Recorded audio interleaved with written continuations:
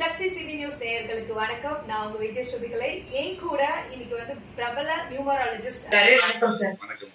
Sir, அவங்க வந்து உங்களை பத்தி கேள்விப்படும் போது நிறைய விஷயம் கேள்விப்பட்டேன். என்ன கேள்விப்பட்டேன்னா, நீங்க வந்து சில நோய்கள் எல்லாம் தீக்குறீங்க அப்படின்னு, சில பேர் நடக்க முடியாம கஷ்டப்படுறதுனால எழுப்பியிருக்கீங்க அப்படின்ற மாதிரிலாம் கேள்விப்பட்டேன். நம்ம விஜயகாந்த் சார் சமீபத்தில் தவறிட்டாரு.